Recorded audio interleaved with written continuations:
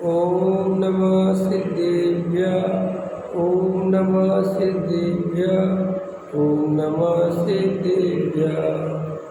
मंगलमय मंगलकरण वीतराग विज्ञान नमो तार जाते वे अरहंतादिवान करे मंगल करे हो महा ग्रंथ करन के काज जाते मिले समाज सब पावे निज पद राज शिव उपाय करते प्रथम कारण मंगल रूप विघ्न विनाशक सुख करन नमो शुद्ध शिव रूप संताप्ति मानस शांत हो जिनके गुणों की गान में वे वर्धमान महान जिन विचरे हमारे। मोक्ष मार्ग प्रकाशक नौवा अधिकार सम्यक्त के भेद और उनका स्वरूप पृष्ठ क्रमांक 331 दूसरा पैराग्राफ। अथवा इसके देव गुरु धर्मादिक का श्रद्धान नियम रूप होता है सो विपरीत अभिनिवेश रहित श्रद्धान को परंपरा कारणभूत है। यद्यपि नियम रूप कारण नहीं है तथापि मुख्य रूप से कारण है तथा कारण में कार्य का उपचार संभव है।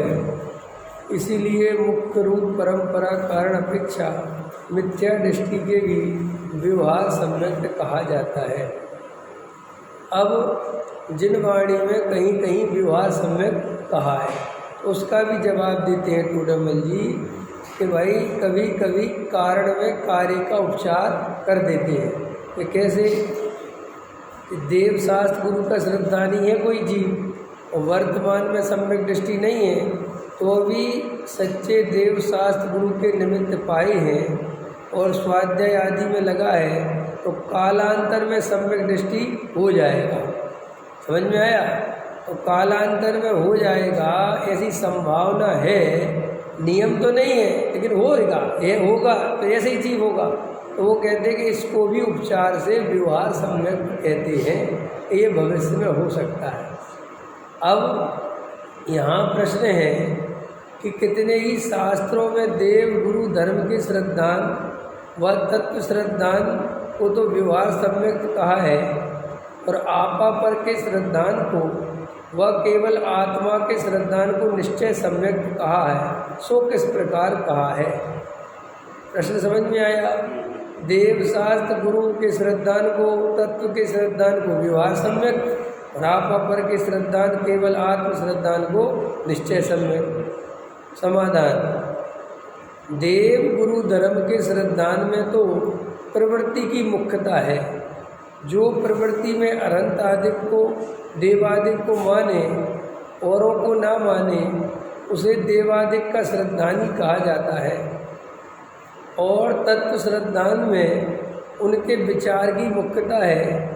सो ज्ञान में जीवादिक तत्वों का विचार करे उसे तत्व श्रद्धानी कहते हैं। इस प्रकार मुख्यता पाई जाती है। सो यह दोनों किसी जीव को सम्यक के कारण तो होते हैं परंतु इनका सद्भाव मिथ्या दृष्टि के भी संभव है।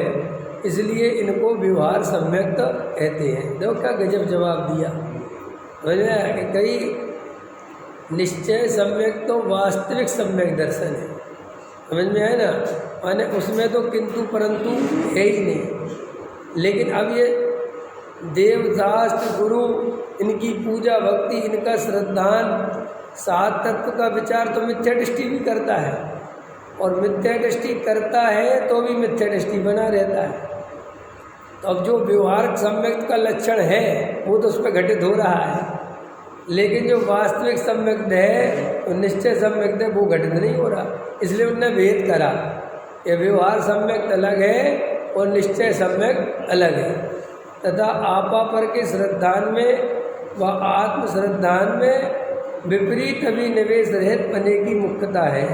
जो आपापर का भेद ज्ञान करे वह अपने आत्मा का अनुभव करे, उसके मुख्य रूप से विपरीत अभिनिवेश नहीं होता।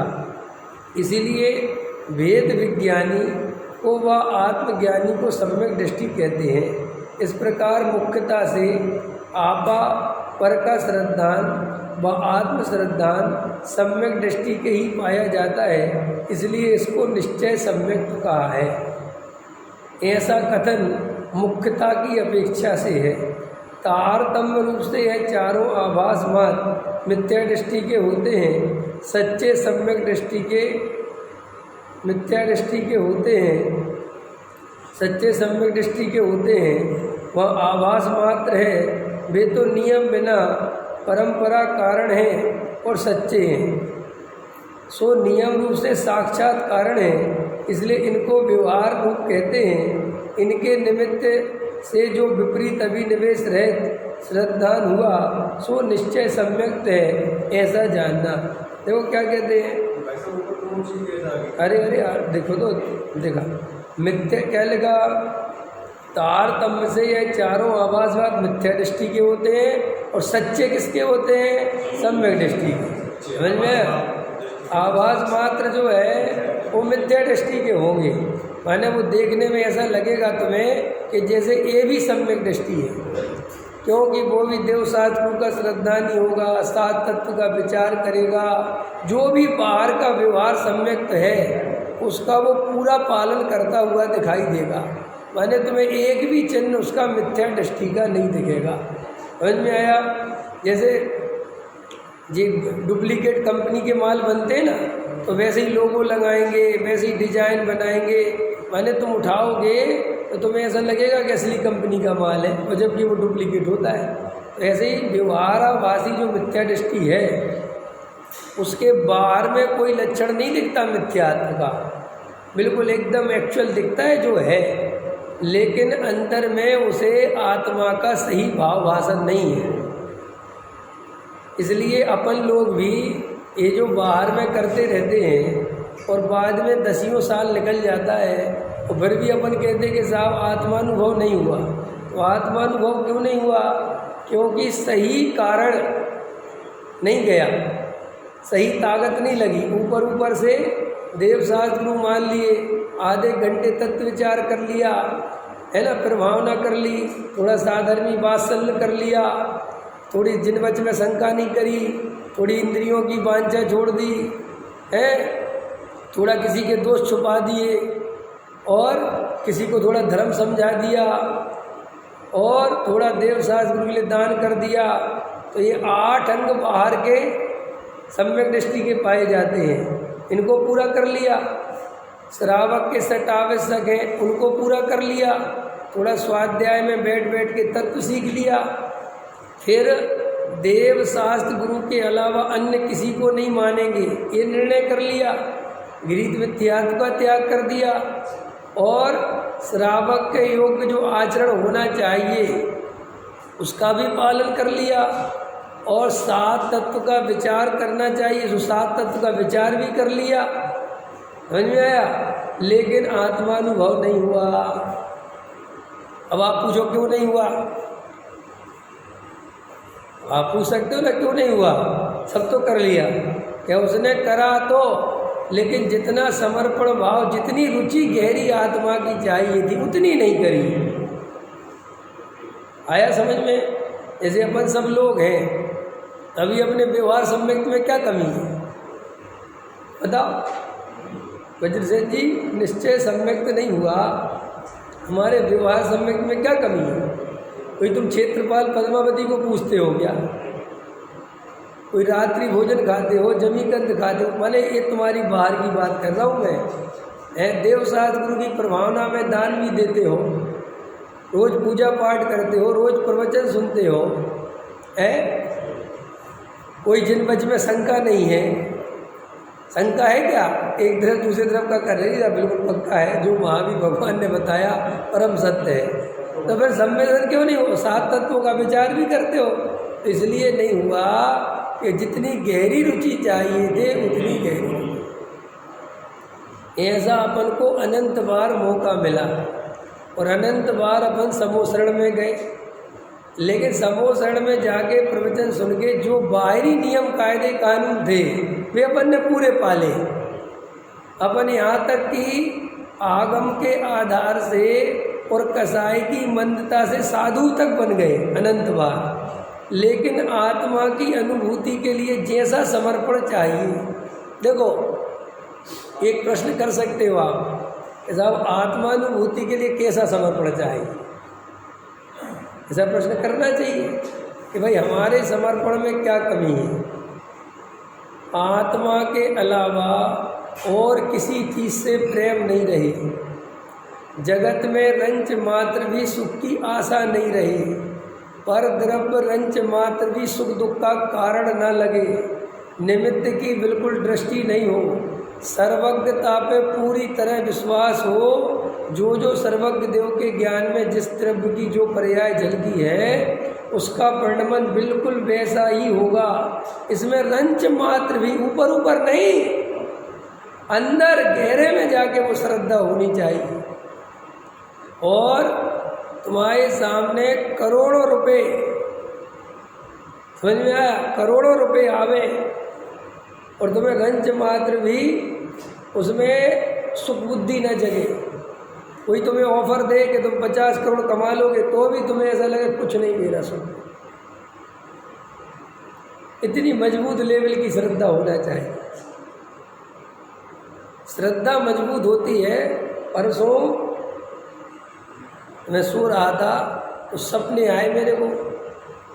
तो सपने में क्या हुआ, ये सपना इसलिए सुना रहा हूँ कि समझ में आया कि श्रद्धा कैसी रहती है। तो मैं अपने गांव गया अपने बाबा से मिलने। वो सपने में मेरे को बाबा ही बाबा आते, जब भी आते हैं। तो गया तो मैंने कहा तुम अकेले हो, क्या कर रहे हो? और उनको खोज रहा हूँ। बाबा इधर गए उधर गए। तो बाद में देखा कि मेरे साथ जो 10-20 लोग खड़े हैं वे सारे के सारे भूत हैं, भूत बन गए। तो देखो श्रद्धा क्या कह रही, भाई भूत है, और मुझे श्रद्धा क्या कह रही सपने में, तुम भूत कैसे बन गए यार? तुमने कौन से कर्म करे थे बताओ, तुम भटक रहे हो, तुम्हें अच्छी खासी मनुष्य पर्याय मिली थी। उन भूतों को क्या समझा रहा हूँ? तत्व कि तुम सुनो, भूत तो बन ही गए, जो हो गया सो हो गया, तो बात मत सुनो। तो तुम अभी उसमें कोई ऐसा विकल्प नहीं आ रहा, कोई डर नहीं लग रहा। तो सारे भूतों की मीटिंग ली। मैंने कहा गांव के जितने भूत है सबको बोला सपने में, और सारे भूत बैठे आड़े टेढ़े, सबकी शक्लें भी दिख रही मेरे को। सबको समझाया देखो तो मुझे आत्म तत्व समझने का मौका मिला था, तुमने खो दिया जी, तुम बन गए भूत। अब चलो कोई बात नहीं, अब आत्मा समझो तो आगे सब बहुत सुधर जाए। तो ऐसी श्रद्धा उस लेवल पे जानी चाहिए कि स्वप्न में भी तुम्हारा वो तत्व निर्णय दिखना चाहिए। तुम्हें स्वप्न में करोड़ों रुपए मिल गए, करोड़ों रुपए खजाना मिल गया, और अगर तुम्हारा सही सम्यक दर्शन होगा तो स्वप्न में भी कहेगा कि कुछ दम नहीं है। तो वो उस लेवल पे श्रद्धा जावे तो वो अनुभूति का जन्म होता है। ये लोगों को क्या लगता है कि अनुभूति ध्यान व्यान करने से या कुछ करने से और बहुत पहाड़ पर चढ़ने से अनुभूति का जन्म नहीं होता है। कोई व्रत नियम लेने से भी अनुभूति का जन्म नहीं होता। अनुभूति का जन्म होता है प्योर ईमानदारी और सच्चे समर्पण से। बिल्कुल इतना निशंक होना चाहिए तत्व के संबंध में, मतलब 1% भी ऐसा स्वप्न में भी नहीं लगना चाहिए कि मेरे करने से जगत में कुछ होता है। 1 सेकंड के लिए नहीं लगना चाहिए। ऐसा कभी नहीं लगना चाहिए कि मैं कुछ जगत का करता धरता हूँ। एक समय दिखना चाहिए कि सब उदयाधीन व्यवस्था है, मैं तो मात्र ज्ञाता दृष्टा हूँ। इस शरीर का जो परिणमन उदयानुसार होना है होगा होगा होगा। कोई निमित्त विमित्त कुछ बदलने वाला नहीं है। अंदर में बिल्कुल कहीं भी कर्ता कर्म का विकल्प नहीं आना चाहिए, निमित्त की दृष्टि नहीं होना चाहिए, और 24 घंटे उस आत्मा की प्यास रहनी चाहिए। बस ऐसा लगना चाहिए कि एक आत्मा के अलावा मुझे कहीं सुख मिलने वाला नहीं है, बस अपने स्वरूप में रम जाऊं, अपने स्वरूप में रह जाऊं, ये सब विकल्प हट जाए, इतनी अंदर से उसकी प्यास होनी चाहिए। और ऐसी प्यास पूर्वक कोई जीव गहरे तत्व विचार में उतरता है तो वहाँ पर आत्मानुभूति के जन्म होने की संभावना बनती है। और जिस जीव को अभी परद्रव्य की आशा है, सुख बुद्धि है, संयोगों में सुख बुद्धि है, कर्ता बुद्धि है, एकत्व बुद्धि है, ममत्व बुद्धि है, तत्व में विपरीतता है, पुण्य पाप पे भरोसा नहीं है, मैं किसी को सुखी कर दूंगा, कोई मुझे सुखी कर देगा, ये मान्यता जब तक रहेगी तब तक उल्टा लटक जाए, आत्मानुभूति नहीं हो सकती। इसलिए जैन दर्शन की आत्मानुभूति सच्ची है। जो जैन दर्शन में वस्तु का स्वरूप है वो ही स्वीकार करे तो आत्मा। ये थोड़ी देर के लिए ध्यान कर लिया, थोड़ी देर के लिए ध्यान में डूब गए, थोड़ी देर शांति मिल गई, फिर बाहर आ गए, वो सच्ची आत्मानुभूति नहीं है। सच्ची आत्मानुभूति सुनो, 24 घंटे जिसे आत्मा की दृष्टि हो उसे आत्मानुभूति का जन्म होता है, और आत्मानुभूति का जन्म होने पर इसकी दृष्टि सच्ची है ये पक्का होता है। क्या बोला मैंने,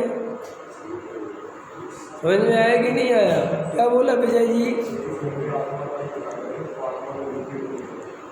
24 घंटे जिसे आत्मा की ही दृष्टि है उसके ही आत्मानुभूति का जन्म होता है, और आत्मानुभूति का जन्म होने से इस बात का डिसाइड होता है कि इसकी दृष्टि सच्ची है।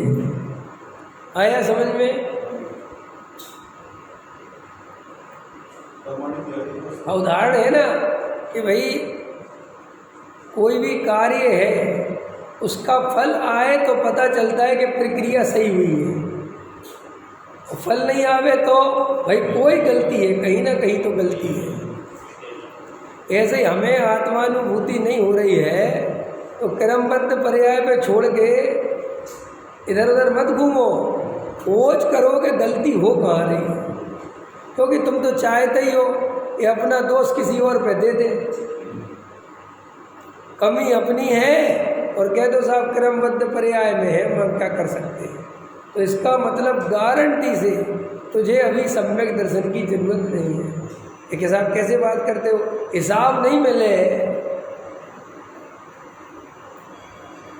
तो क्रमबद्ध में छोड़ता है क्यों है? 1,80,000 की कलम आ रही है और पैसे 2.5 लाख रुपए निकल रहे हैं, हो क्या रहा है? तो छोड़ देगा क्रमबद्ध के भरोसे कि चलो अब जो है पर्याय 180 की होगी। नहीं, वहाँ पे पुराना रजिस्टर उठाएगा, दूसरा रजिस्टर उठाएगा, दूसरा बही खाता उठाएगा, लेबर का हिसाब मंगवाएगा, पुरानी सब नाप गया था। वहाँ क्रमबद्ध की याद नहीं आती। और जरा सा सम्यक दर्शन करता है, जरा ध्यान लगाता है और आनंद नहीं आता तो कहता नहीं आने योग्य तो नहीं आ रहा, छोड़ो तो चलो अपने काम पे। अरे ऐसा नहीं है, विकल्पों की पूर्ति में जीवन लगा दोगे तो ये बहुत चला जाएगा। समझ में आया? हाँ, इंद्री के भोगों में ही पूरा भाव लगा दोगे, पर की चिंता में ही पूरा समय लगा दोगे और कहोगे कि क्रमबद्ध पर्याय में यही लिखा है, तो गारंटी से ऐसे भाव उसी को आते हैं जिसे अभी सम्यक दर्शन नहीं होना है। जिसे होना है वो तो पूरा पुरुषार्थ लगाता है। मुझे एक बात बहुत अच्छी लगती है कि 6 महीने 8 समय में 608 जीव मोक्ष जाते हैं। संख्या कम नहीं है, अगर एक भी जाता होता तो मैं जाता, इतना कॉन्फिडेंस होना चाहिए। अभी तो हम अपने को सम्यक दर्शन के योग्य नहीं मानते, अभी तो अपन ऐसा मानते हैं कि सम्यक दर्शन तो किसी किसी को होता है। अभी एक फ़ोन आया मेरे पास कनाडा से, तो बोले साहब हम इतने प्रवचन सुनते हैं और अभी अभी सुन रहे आपके प्रवचन, तो आपके प्रवचन सुन सुन के अब ऐसा लगा कि सम्यक दर्शन हो सकता है। हम तो यही मान के चल रहे थे कि अब हो ही नहीं सकता। तो हमने कहा क्यों? बोले जाओ हमें तो इस भाव में यही लगता है कि भाई इस भाव में तो पढ़ाई लिखाई करो, अगले भाव में होगा। इस भाव में तो समझो, क्योंकि जो बोले जितने पंडित जी आते हैं हम उनसे कहते सम्यक दर्शन, बोले वो अभी छोड़ो, अभी तुम्हारे बस की नहीं है, वो पात्रता नहीं है। समझ में आया? तो फिर अभी करना क्या है कि अभी पढ़ाई लिखाई करो, स्वाध्याय करो, पंडित जी को बुलाओ, समझते रहो बस। कि सम्यक दर्शन अगले भाव में होगा, जब तुम्हें साक्षात भगवान मिलेंगे, जब ये पंचम काल हट जाएगा। क्या क्या कुछ भी जो है क्या कर सकते हैं। कि देखो दो तरह के लोग हैं भारत देश में। एक तो वो लोग हैं जो सम्यक दर्शन को इतना बड़ा हुआ बना चुके हैं कि वे कहते होगा ही नहीं, और एक वो लोग हैं कि वे सम्यक दर्शन को रेवड़ी जैसा बांटते हैं। वो कहते जितने जैनी है सब सम्यक दृष्टि है, बात ही खत्म हो गई। देखो मैं एक बार हस्तिनापुर गोष्ठी में बोला था, मुमुक्षु वो हैं जो सम्यक दर्शन की चर्चा तो करते हैं लेकिन होने किसी को नहीं देते, और व्यवहारी वो है जो सम्यक दर्शन की चर्चा ही नहीं करते। वे तो कहते सम्यक दर्शन सबको ही है, तुम तो चारित्र की चर्चा करो। समझ में आया कि नहीं आया? अभी तुम बहुत से साधुओं के पास जाना, तुम उनसे पूछना कभी साहब सम्यक दर्शन, अरे वो कहते सम्यक दर्शन तो है ही। ये जो व्यवहार सम्यक्त वाला है ना, वो कहते ये तो है ही, सात तत्व के नाम जानते हो, हाँ देवसात गुरु को मानते हो, हाँ है सम्यक दर्शन। तो अब चारित्र की तैयारी करो। चारित्र की तैयारी कैसे करी जाती है? कैसे कर? इंद्रिय संयम करो, त्याग व्रत लो, नियम पालो, अष्टमी चतुर्दशी उपवास चालू करो, पानी रात्रि छोड़ो, अब ऐसा छोड़ो वैसा छोड़ो, ये चारित्र की तैयारी है। श्रावक के नियम लो या प्रतिज्ञा बोलो तुम्हारी प्रतिमाएं, इससे तुम्हारा चारित्र बनेगा। ऐसा सम्मेलन वो तो है ही, ऐसा वो आत्मानुभूति, वो तो भाई साहब जब ये चारित्र पालोगे और जब साधु बनोगे तो बनते ही होगी, खत्म। वहाँ सिस्टम ऐसा है, और इधर सिस्टम कैसा है कि स्वाध्याय करो, पात्रता बनाओ। समझ में आया? कि सम्यक दर्शन बहुत दुर्लभ है, ये आत्मानुभूति ऐसे नहीं होती, किसी किसी जीव को होती है। तो सब मैं क्या करूं कि तुम अभी सुनते रहो, पढ़ते रहो, समझते रहो, जब पात्रता होगी, योग्यता होगी तब हो जाएगा। तो फिर वो क्या करता है कि वो पात्रता और योग्यता ही बनाने में लगा रहता है, और कोई उसको अंदर में, और फिर देखो वो पूछता है कि साहब दुकान, मकान, पत्नी, ये तो चारित्र मोह का उदय है, ये तो चारित्र मोह के उदय से चलेगा। तो बस उसको सब उत्तर मिल गए, ये चारित्र मोह का काम है, इसलिए इनको डिस्टर्ब नहीं करना। और आत्मा सम्यक दर्शन अपनी योग्यता से होता है, और पात्रता चाहिए, बस ऐसे करके हमने लगे रहे। हम सब की हालत है ये। हम लोग एक रात कॉन्फिडेंस से नहीं बैठ सकते कि आज आत्मानुभूति करके ही रहेंगे, चाहे हिसाब 3 घंटे करते रहेंगे रात में। बोलो बड़े हिसाब करने वाले सेठ जी बताओ, हैं कितना हिसाब करना पड़ता है? जितने बड़े बड़े हिसाब करने वाले होते हैं ना ये लोग, बेचारे इनका आधा जीवन तो 24 घंटे में से 10 घंटे तो हिसाब मेंटेन करने में चले जाते हैं। लगे हैं एक कलम वो कलम, इससे पैसा उससे पैसा, पर्चे सेल, ये वो, बड़ा काम बड़ा काम। लेकिन ये बड़ा काम करने के लिए भाव चला जा रहा है, इसकी कीमत नहीं पता। कल रात की क्लास में बताया था मैंने, डॉक्टर साहब बता रहे थे बहु आरंभ परिग्रह का होना पुण्य का उदय नहीं है, पाप का उदय है।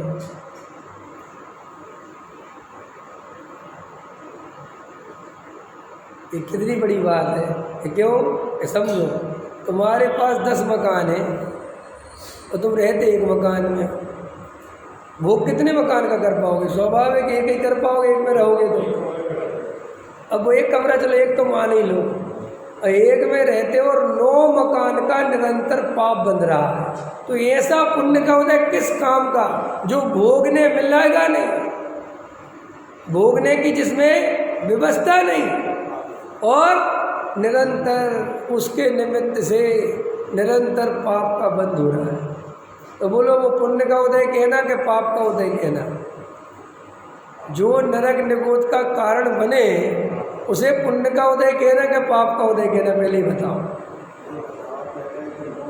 तो वो कल उदाहरण दे रहे थे कि बहुत सारे सेठिया आते होंगे, तो बोले उनने क्या किया, सोनागर में एक फ्लैट बनवा ली, खरीद लिया, फिर एक जयपुर में ले लिया, एक इंदौर में ले लिया, एक जहाँ जहाँ, क्योंकि पैसा बहुत है। और फ्लैट होते कितने के हैं? 10 लाख के, 5 लाख के, 12 लाख के। तो एक एक फ्लैट सब जगह रह दिया। बोले काहे के लिए? कि जहाँ जाएंगे वहीं अपना होगा, आराधना करेंगे। तो बोले हमारे जब दादा बता रहे थे कि हमने एक बिल्डिंग बनवाई उस समय, दादा के समय में, तो बोले 35 फ्लैट बुक हो गए। तो बोले जयपुर में स्मारक तो जंगल था, तो हमने सोचा चलो 35 फ्लैट बुक हो गए तो कम से कम 35 फैमिली भाई रहने आएंगी, तो 70-80 आदमी तो कम से कम प्रवचन में हो ही जाए। और पता चला कि एक नहीं आया, ताले डले। अब बोल ये बहुपारंपरिक से क्या सुख मिलता है जी? आपके पास एक कार की जगह 10 कारें हैं, तो पुण्य के उदय से होंगी ना, एक की जगह 10 कारें। क्या हुआ बोलो? तुम्हारे पुण्य के उदय से कितने सेट है तुम लोगों के पास? गले में पहनते ना, गले में हार फार, हिसाब 5 सेट है, और 15 की चाय, और पूरे जीवन भर, समझ में आया? पहनोगे एक और 14 रखे हुए हैं। वो पुण्य का उदय है ना, और उसका फल क्या है? अपन सोचो तो, अपने जीवन में अपन भोगने के कारण नरक नहीं जाते, क्योंकि भोगने की जितनी क्षमता ही नहीं है। भोगने के भाव से और पुण्य के उदय से नरक जाते हैं। बोलो चाहिए पुण्य का उदय? 10 मकान हो जाए, काहे की रेस लगी हुई है? किसी की तो रेस लगी है बड़े बड़े जीवन पर। क्या है आप कहोगे नहीं साहब हम तो नहीं लगे। कह सकते हो ना हम तो नहीं लगे। रमेश जी आप लगे हो? हैं? नहीं लगे ना? विजय जी तो लगे हैं, विजय जी के तो हो गए 2-3 मकान, विजय जी तो लगे हैं। तो जो नहीं लगे तो वो सोचते होंगे कि साहब हम नहीं लगे। ऐसा नहीं है, आप कोशिश तो कर रहे हो लेकिन हो नहीं रहा। अमरबेन जी कह रहे अब ठीक है। कह रहे अब ठीक है पंडित जी, सब नप गए, अब कोई टेंशन नहीं है। अभी तक मैं अकेला नप रहा था। है कैसे अपने अंदर देखो। अपन को एक बार बंदर सेठ जी से कोई बात हो रही थी, तो मैंने कहा कि यार ये ऐसा हो रहा है ऐसा, तो बोले जो सबके साथ होगा वो अपने साथ हो जाएगा, हमें वो टेंशन क्या लेना। माने अगर सब नरक जाते तो अपन भी चलो। है सबरे जो जिसका जो मतलब समझ रहे। अपन लोग में ऐसा करते नहीं कि भैया बिजली चली गई तो अपने अकेली गई तो टेंशन है, और सबकी चली गई शांति से बैठो, अभी बात ही खत्म हो गई। हाँ फिर टेंशन है। ऐसे ही देखो सब कमाने में लगे ना, अब उनको इतनी टेंशन नहीं होती क्योंकि सारे ही लगे हुए। लेकिन अकेले अगर अपन अकेले लगे होते तो सबरे घर में बैठ के आत्म ध्यान कर रहे होते तो फिर तुम पे नहीं कमाया जाता। कहते भाई मैं ये अकेला थोड़ी हूँ। इसलिए क्या होता है कि दूसरों को देख के बहुत साहस मिलता है, नरक जाने का भी मिलता है। इतने सारे नरक जाएंगे तो अपन भी चले जाएंगे। देखो एक पत्रकार मरा, और पत्रकार मरा और वो स्वर्ग के गेट पे पहुंच गया। समझ में है कि नहीं आया? तो स्वर्ग याद है ना कहानी। स्वर्ग के गेट पे पहुंच गया तो उसने कहा कि भाई साहब मुझे अंदर आने दो। तो जो द्वारपाल खड़ा था वो कहने लगे एंट्री बंद, तुम लेट हो गए, यहाँ सारी सीट बुक हो गई, अब तो नरक जाना पड़ेगा। उसने कहा भैया कुछ हिसाब किताब करो, कुछ रिश्वत ले लो, हमारे यहाँ तो चलती है। बोले सीटें पूरी बुक है, कोई है ही नहीं अंदर, जगह ही नहीं है तुम्हारे लिए। तो उसने कहा कि अगर कोई तभी सीट बन सकती जब इसमें से कोई नरक जाने को तैयार हो जाए, तो तुम्हें जगह मिल सकती है। तो उसने कहा 5 मिनट का टाइम दो या दिन भर का टाइम दो, 5 घंटे का टाइम दो, अगर कोई नरक जाने को तैयार हो जाएगा तो फिर तो ठीक है ना। बोले हाँ फिर तो ठीक है, तुम चले जाओ अंदर, 5 घंटे करो मशक्कत। तो उसने वहाँ पर सूचना चालू करी, अखबार में निकाला कि स्वर्ग से ज़्यादा VIP व्यवस्था अब नरक में हो गई है। समझ में आया? क्योंकि बहुत दिन से नरक का विकास नहीं हो रहा था, हम मोदी जी नहीं आए थे और वहाँ के नेता मोदी जी बन गए। अब एकदम बढ़िया सड़कें, बढ़िया एकदम A1 क्वालिटी का है नरक। इसलिए मैं तो तुम्हें सूचना देने आया हूँ, स्वर्ग के चक्कर को छोड़ो और चलो नरक। तो भाई साहब 5 घंटे बाद तो देखा कि पूरा स्वर्ग खाली हो गया। तो जब पूरा स्वर्ग खाली हो गया तो जिसने वो चाल चली थी वो खुद भागने लगा। तो बोले अरे तू तो रुक जा। बोले भाई साहब पता नहीं है, क्या पता ऐसा ही हो। अरे बोले तू नहीं तो अफवाहें उड़ाई है। बोले अफवाहें कभी कभी सही हो जाती हैं। और सारी भीड़ भागी तो वो भी भागा। तो भीड़ की इतनी गुलामी होती है, इसलिए जो भीड़ कर रही होती है उसको करने में आदमी को ना पुण्य का डर लगता है ना पाप का डर लगता है। अगर भीड़ यहाँ पर सारी दुकानें तोड़ रही हो तो किसी को डर नहीं लगता कि पुलिस आ जाएगी, ये आ जाए। क्यों? इतने सारे लोग तोड़ रहे। कोई पिटाई हो रही हो किसी की सामूहिक तो कई लोग तो स्कूटर रोक के ला मैं भी 2-4 लगाई दूँ। और वैसे लगाओगे किसी को अकेले में, यानी मुझे पुलिस पकड़ के ले जाएगी।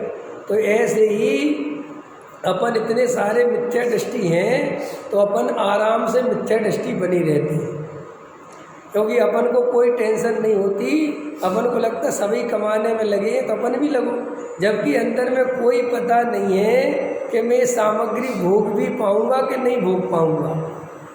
और देखो उस सामग्री को इकट्ठा करने में अनंत सुख को छोड़ता है, अनंत दुखों को न्योता देता है। और मज़ेदार बात है वो सामग्री पुण्य के अधीन है, तेरे करने से नहीं आती, वो तो पुण्य का उदय हो वो आती है। और अपन जबरदस्ती अपना उपयोग लगा लगा के पूरा भाव लगा देते हैं और मरने का समय आ जाता है। और ज़िंदगी ऐसी है कि ज़िंदगी भर जहाँ उपयोग लगाया फिर उपयोग ऑटोमेटिक वहीं जाता है, फिर वो आत्मा में कभी नहीं जाता। जैसे अपन देखो कभी देखना हो, जैसे आप कभी घर बदल लो अपना या फैक्ट्री बदल लो तो अपन शुरुआत में उसी रास्ते चले जाते हैं। देखा तुमने? अपन की फैक्ट्री मान के चलो पहले 16 नंबर गली में थी और अब आ गई शास्त्री गली में, तो तुम बार बार स्कूटर 15-20 दिन कहाँ मोड़ दोगे? तो तुमने सोचा तुमने? इतना फर्क पड़ता है, बार बार उपयोग को ऐसी आदत पड़ जाती है। तो सोचो बात, अगर 65 साल तक तुम रुपया पैसा मकान दुकान स्त्री पुत्र कुटुंब परिवार में ही लगाते रहे और 65 साल बाद आत्मा में लगाने की सोचोगे तो लग जाएगा क्या? इसलिए मैं कहता हूँ जिंदगी बहुत कीमती है, सोच समझ के खर्च करना। अगर गलत जगह खर्च कर दी तो फिर कुछ नहीं मिलेगा। मैं जिनको ये नेतागिरी की आदत पड़ जाती ना भाई साहब, समाज से कितने गाली मिल जाए, कितने ठोकर खा लें, महीना 2 महीना शांत बैठेंगे, फिर वो नेतागिरी का कीड़ा फिर उठेगा। देख लेना, जो आदत डाल लो, प्रवचन करने की आदत पड़ जाए तो प्रवचन करने नहीं मिले तो भाई साहब चैन नहीं पड़े। तो 2-4 श्रोता पकड़े कहीं से, क्या इधर आओ भाई सुनो, ये गुलामी है सब। कोई भी परद्रव्य की क्रिया जिसमें तुम तन्मय होके लगते हो वो गुलामी लेके आती है।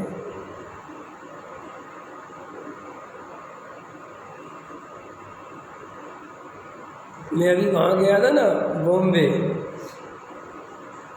तो उनके यहाँ कोई पंडित जी वगैरह आए होंगे पहले, तो वो और पंडित जी आए होंगे, बहुत पंडित जी आते होंगे।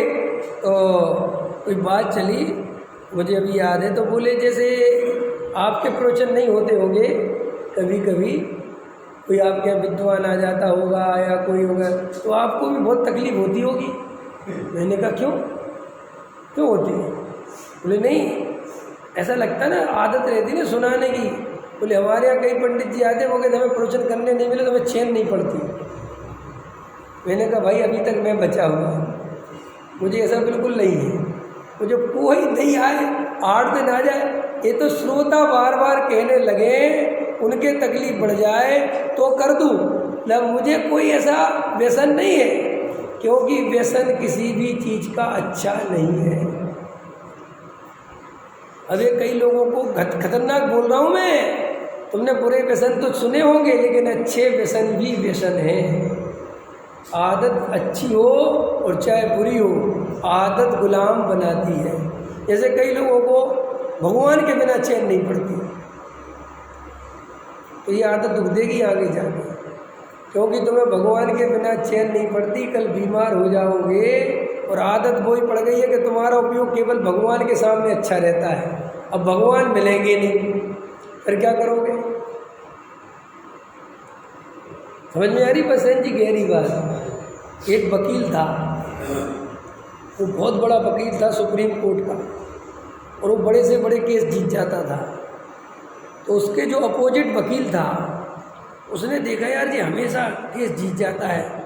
उसने उसके कुछ वीडियो देखे कि जब एक केस में फंसता है और जब वो चल रही होती है बहस, और जब ये कहीं पेंच फंसता है तो इसके कोर्ट में एक बटन है, और जो उस बटन को ऐसे ऐसे घुमाता है।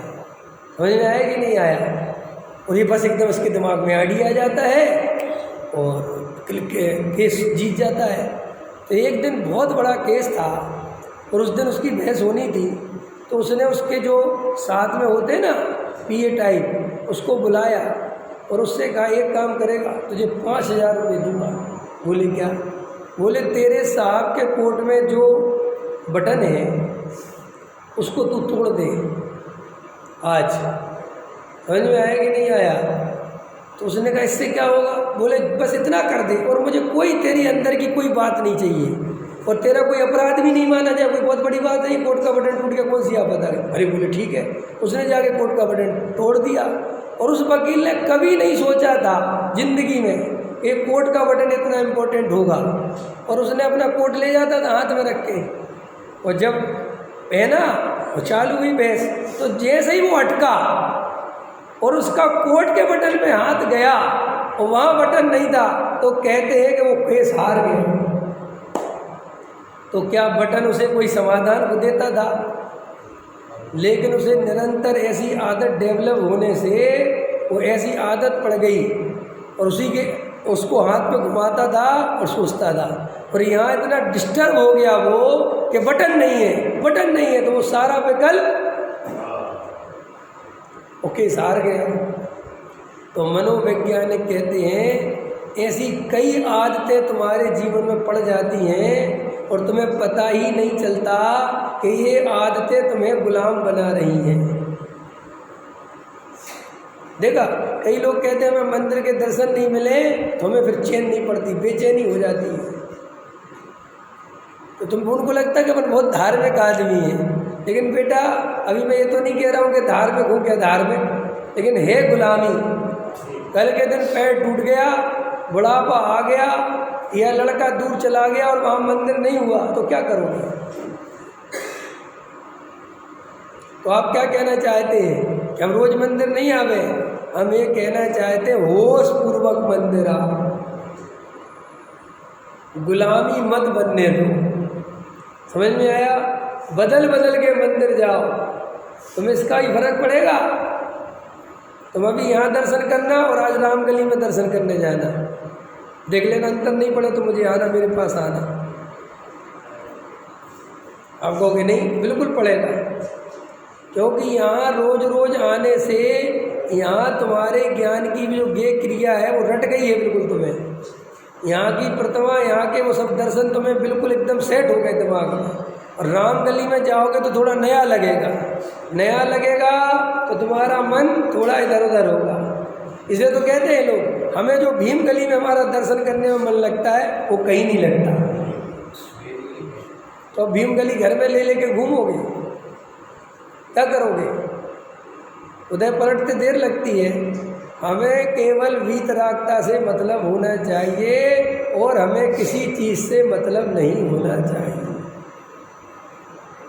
साहब वो प्रतिमा बड़ी है, उस प्रतिमा में थोड़ा देख के बहुत मन लगता है। वीतरागता को देखो और कुछ मत देखो। क्या कहा मैंने?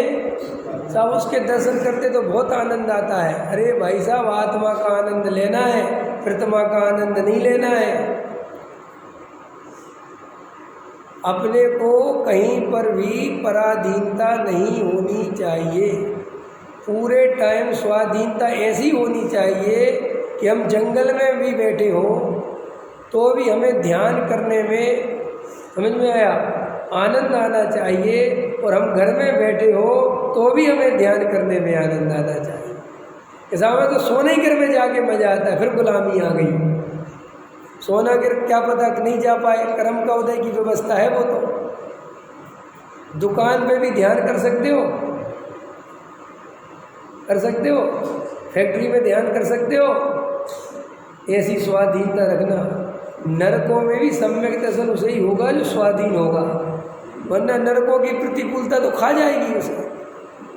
सब ज़्यादा अनुकूलता में हमें ना तकलीफ होती है, तो फिर स्वर्ग में सम्यक दर्शन नहीं ले पाओगे। ना मुझे अनुकूलता परेशान करे और ना मुझे प्रतिकूलता परेशान करे। मुझे तो अपना एक ज्ञायक भाव दिखे 24 घंटे। मुझे कोई ऐसी आदत नहीं रहे किसी आसन में आत्मा दिखेगा नहीं। लेटे लेटे भी दिखे तो मुझे कोई दिक्कत नहीं है, इस आसन में दिखे तो कोई दिक्कत नहीं है, खड़े खड़े दिखे तो दिक्कत नहीं है। मुझे तो अपना एक आत्मा दिखना चाहिए। वीतरागी प्रतिमा छोटी हो बड़ी हो, कोई भी मंदिर हो, मुझे तो वीतरागी भगवान दिखने चाहिए।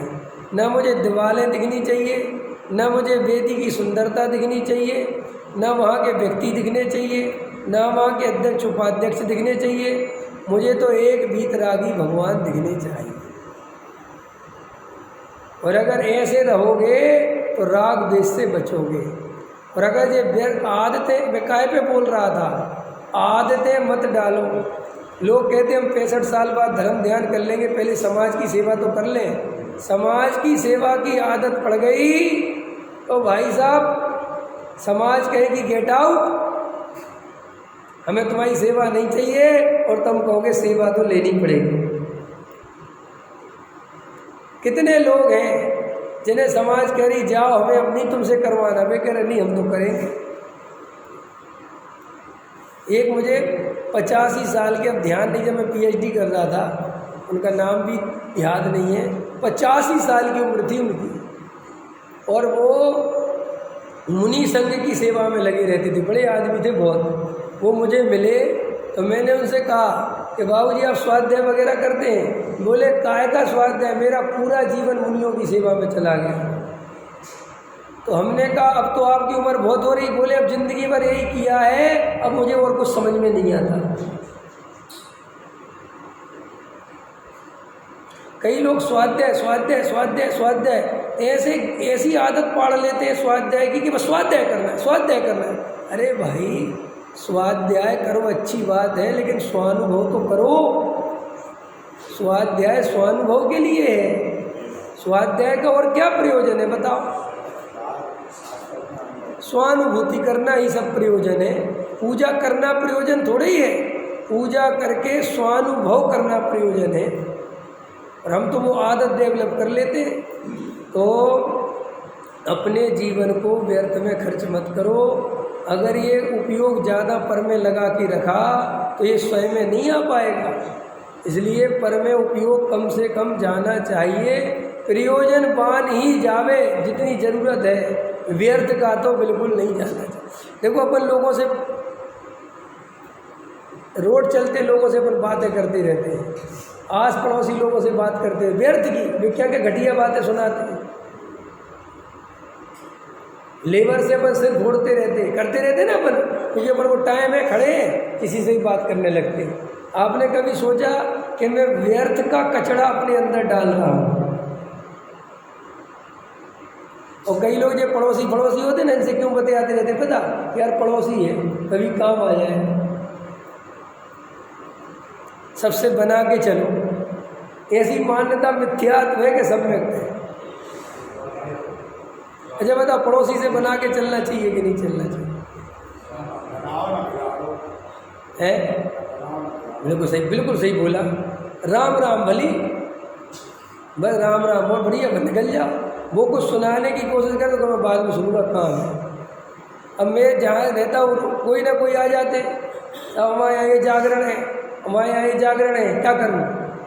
उसको समझाने बैठ जाऊँ, काय वो कर रहा है, मिथ्यात्व है। और मैं तो लोग पूछते हैं कि किससे कैसे बचें, सबसे अच्छा तरीका सिखा देता हूँ कैसे बचना चाहिए इन चीज़ों से।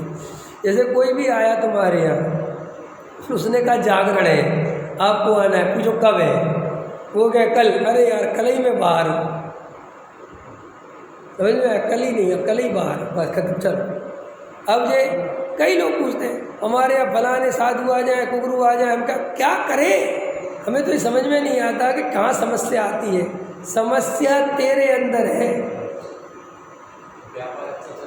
हाँ, व्यापार अच्छा चल रहा तो कह देता अभी टाइम नहीं है, व्यापार चल रहा, लेकिन नोटंकी खुद को करनी है। अब पड़ोसी से बना के चलो, वो दुनिया भर की बकवास सुनाता रहता है और तुम सुनते रहते हो, लेना एक ना लेना दो। किसी से राजनीति की बातें कर रहे हो तो इससे आपको क्या लगता है इससे क्या नुकसान है? नहीं, हमारा उपयोग दूषित हो रहा है, और उपयोग में जितनी व्यर्थ की बातें भरोगे वे ध्यान में उतनी याद आएंगी।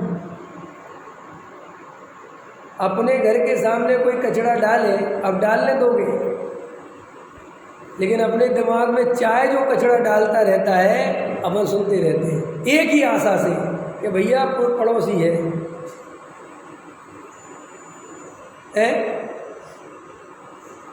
पुण्य पाप का उदय पे भरोसा करो, पुण्य का उदय होगा तो दुश्मन भी काम आएगा, और जब पुण्य का उदय नहीं होगा तो जिससे रात दिन बना के रखी है ना भाई साहब, वो भागेगा। और बोलो ऐसा कैसी बात कर, अरे सगा भाई पाप के उदय आने पर छोड़ देता है, उससे ज़्यादा और क्या होगा? बोलो। और पुण्य का उदय हो सब हो जाता है बढ़िया से बढ़िया काम, लेकिन भरोसा नहीं है पुण्य पाप पे, अपनी बुद्धि पे भरोसा है। तो आगे समझ में, तो आत्मा के लिए जैसा समर्पण चाहिए हमारे अंदर वैसा समर्पण नहीं आ रहा है। हमें जैसे तत्वों की श्रद्धा चाहिए वैसी श्रद्धा नहीं हो रही है। क्षोभसम ज्ञान में समझना अलग बात है, और जो रोज रोज विचार करने बैठ जाना भी अलग बात है। देखो, विचार दो तरह के होते हैं, एक विचार निर्णय करने के लिए होते हैं और एक विचार करने के लिए होते हैं। क्या? जब अपन को मकान लेना हो और अपना बिक गया हो तब अपना देखने का स्टाइल अलग होगा, और अपना मकान बिका नहीं हो, खाली बाजार में रेट पता करने या देखने या चलो देखें क्या चल रहा है इस अपेक्षा निकले हो तो तुम्हारा देखने का स्टाइल अलग होगा। मकान खरीदना हो और जो देख के आए हो उसके बारे में जैसा विचार करोगे, और खाली पीली देख के आए हो तो उसके बारे में जैसा विचार करोगे, दोनों विचारों में अंतर होगा कि नहीं होगा नरेश जी? ऐसे ही अभी आत्मा की सच्ची प्यास होगी तब जो तत्व विचार करोगे वो अलग होगा, और तत्व विचार करना चाहिए, क्योंकि तत्व विचार के बिना सम्यक दर्शन नहीं होता। इस भाव से करोगे तब वो तत्व विचार अलग होगा। अब बताओ दोनों में से कौन सा करते हैं? हम दोनों में से कोई सा नहीं करते, हम तो केवल सुनते हैं। अभी क्या करते हैं? तो सुनने से तो कभी होगा ही नहीं, लेकिन अगर तत्व विचार भी ऐसे ही उथला उथला करोगे तो कभी नहीं होगा। भाई साहब, घुटनन पानी भरा हो, कमर तक पानी भरा हो, तो पानी में तैरना सीख जाओगे? बोल, पानी में तैरना सीखने के लिए उसकी गहराई में जाना जरूरी है, तब तो सीखोगे। ऐसे ही तत्व विचार ऊपर ऊपर करने से आत्मा नहीं मिलता, क्योंकि आत्मा बहुत अंदर छुपा हुआ है और उस पे जे मोह राग देश की परतें चढ़ी हुई हैं, कसाय की धारा बिल्कुल अंदर चल रही है। उस सब को वेद ज्ञान के बल से चीरता हुआ अमृतचंद आचार्य ने गाथा लिखी है, उसके गाथा टीका लिखी, उसमें लिखा है वेद ज्ञान के बल से रागादि विकारी भावों को चीरता हुआ अपने त्रिकाली ध्रुव का अनुभव करता है। जैसे कैमरे की फोटो केवल बॉडी की फोटो लेती है और एक्सरा इस बॉडी को पार करते हुए, समझ में आया, अंदर का लेता है, और एमआरआई वो और ज़्यादा गहराई में जाता है। ऐसे ही श्री गुरु कहते हैं वेद ज्ञान 3 तरह का। एक वेद ज्ञान तो शरीर अकेले से कर लिया और अपने को सम्यक दृष्टि मान लिया, सो कोई काम का नहीं है। फिर दूसरा वेद ज्ञान अपने को कर्मों से भिन्न मान लिया, वो भी कोई काम का मतलब उतने अकेले से काम नहीं होना है। फिर तीसरा राग आदि से भिन्न हूँ, मैं तो ज्ञान दर्शन में ही हूँ, इस भेद ज्ञान अकेले से भी काम नहीं होना है। इन तीनों भेदों ज्ञानों का फिल्टर लगा के जब चौथा अभेद ज्ञायक भगवान आत्मा को सीधा पकड़ता है, एक अभेद की अनुभूति में उतरता है, एक अखंड ज्ञान ज्योति की अनुभूति में उतरता है, एक अभेद आत्मा का दर्शन करता है। सब विकल्पों को मैं ज्ञान हूँ, मैं दर्शन हूँ, मैं चारित्र हूँ, मैं आत्मा हूँ, ऐसे विकल्पों को भी छोड़ता हुआ केवल अपने होने को, केवल अपनी सत्ता मात्र को, केवल चैतन्य मात्र सत्ता को अनुभव करता है, अभेद की अनुभूति करता है, वो ही सम्यक दृष्टि होता है।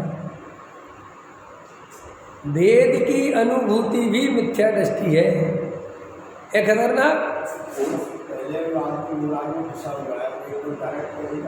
है बराबर। कब तक फंसे रहने का विचार? मैं तो बता ही तो रहा हूँ भाई, आपका प्रश्न सही है। जो मोह राग देश में फंसा, तब मैं ये पूछो कब तक फंसे हो, कब तक रहने का विचार है? बता दो भाई, अभी को बताओ। जब तक तुम्हारा फंसे रहने का विचार है तो उपाय क्या बताओ? अभी विचार है तो भाई रहो, अभी करो। जब तुम्हारा विचार पूरी तरह हो जाए कि अब मुझे मोह राग देश में नहीं रहना, तो फिर बात करेंगे।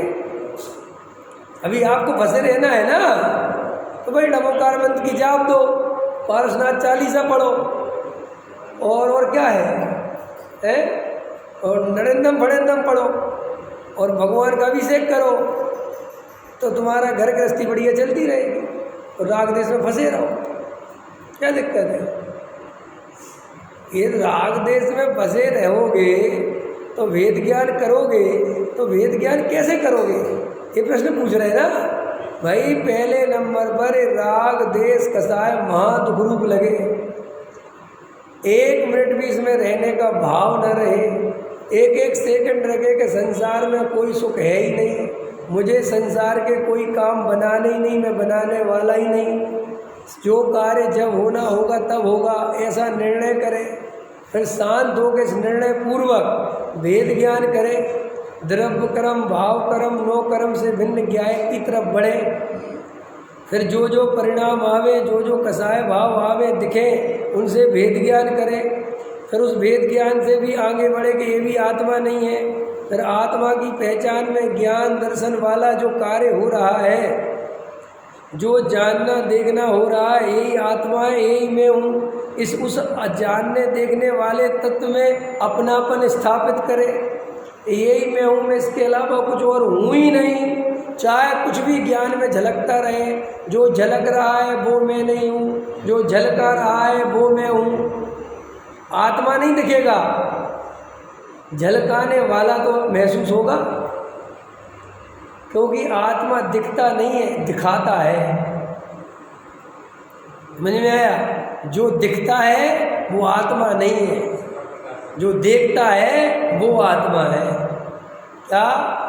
ये जो कुछ दिख रहा है ये मैं नहीं हूँ, जो देख रहा है वो मैं हूँ। ऐसा उस चैतन्य की सत्ता की पहचान करके उस चैतन्य में अपनापन करे, फिर अपनापन करने के साथ उसमें ऐसा समर्पण भाव करे कि बस इसके अलावा मेरा और कुछ नहीं है, इसके अलावा मेरा और कुछ लेना देना। फिर वहाँ बैठकर उस अभेद में वो ज्ञान दर्शन का जो लक्षण पकड़ा, फिर उस ज्ञान दर्शन को भी याद करना बंद कर देवे, फिर राग का विकल्प भी छोड़ देवे कि ये राग मेरा नहीं है। ऐसे सब विकल्पों को छोड़ता हुआ शांत शांत, कैसे शांत होना है वो भी देखो। जैसे बहुत तेज अपन ने फुटबॉल या बॉल ज़मीन पर मारी तो वो ऐसे उछलती है ना, तो कितनी पहले जितनी तेज़ी से मारी उतनी तेज़ी से उछलती है, फिर दूसरा शॉट और कम उछलती, फिर और कम उछलती, फिर और कम उछलती, और धीरे धीरे शांत हो जाती है। जैसे पानी में लहर, कंकड़ मारा तो लहर उठी, और धीरे धीरे शांत हो जाती है।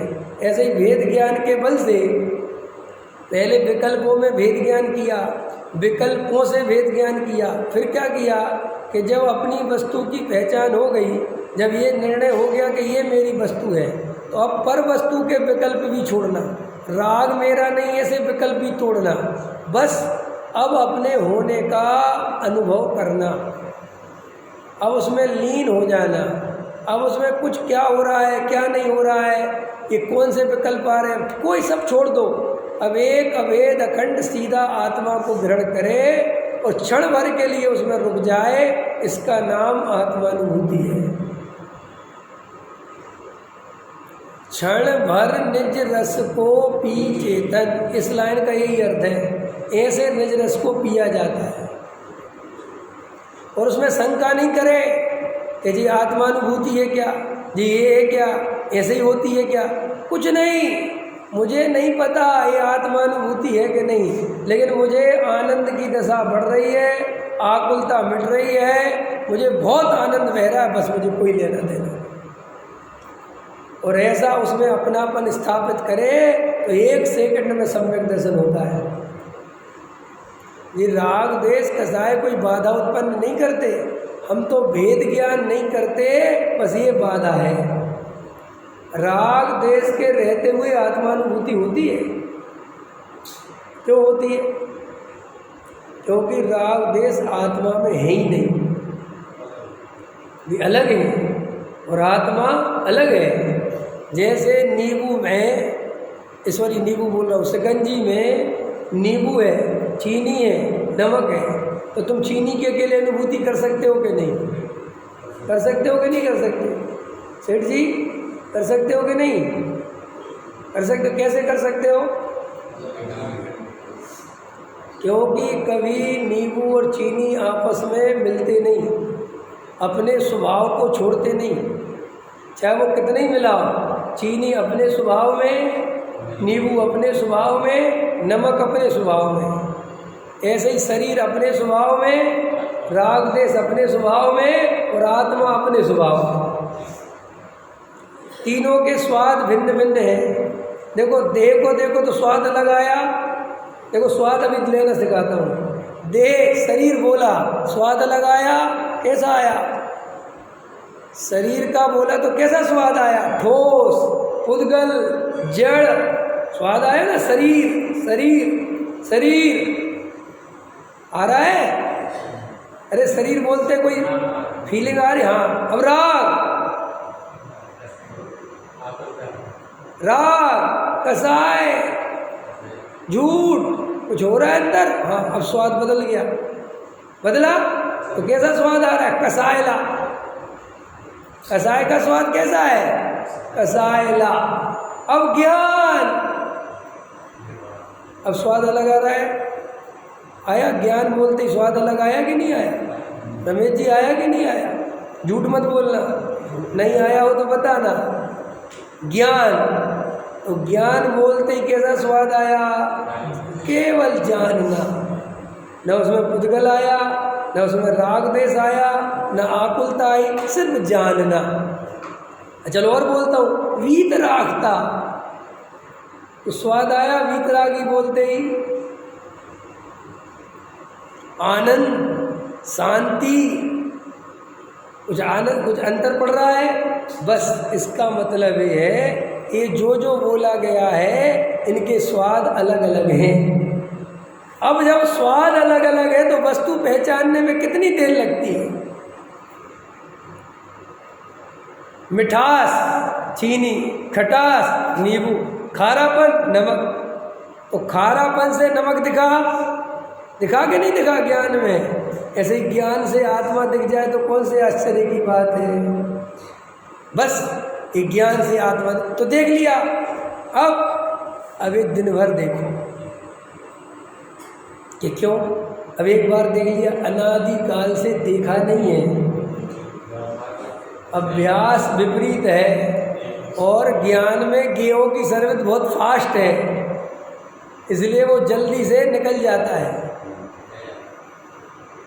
बस फिर अभ्यास करना, इसका नाम अभ्यास, इसका नाम पुरुषार्थ। फिर जब ये अभ्यास तुम्हारा सच्चा सद जाएगा, 6 महीने तक जब ऐसा अभ्यास करोगे, जब ये सद जाएगा तो हमेशा के लिए खचित हो जाएगा।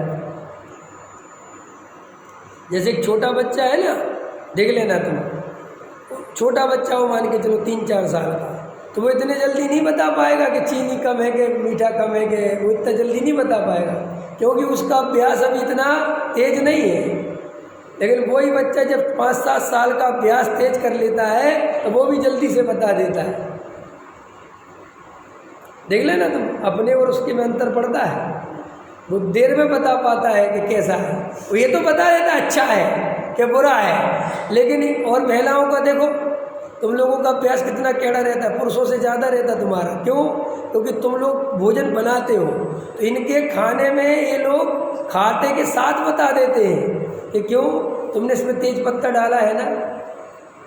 अपन को नहीं ध्यान रहता तेज पत्ता कौन सा पत्ता फत्ता, लेकिन ये लोग बनाने वाले ये जवान पे रखेंगे और तुरंत बता देंगे कि तुमने ये वाला मसाला भी डाला है, क्योंकि उनका अभ्यास और ज़्यादा है। ऐसे ही सम्यक दृष्टि, छायक सम्यक दृष्टि, मुनिराज, उनका और ज़्यादा अभ्यास है।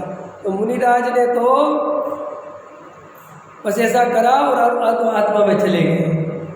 उन्हें बहुत उपयोग को राग से भिन्नु, कसाय से भिन्नु ऐसा नहीं करना पड़ता उनको, मुनिराज को। उनको तो अंदर गए तो 1 सेकंड में चले गए।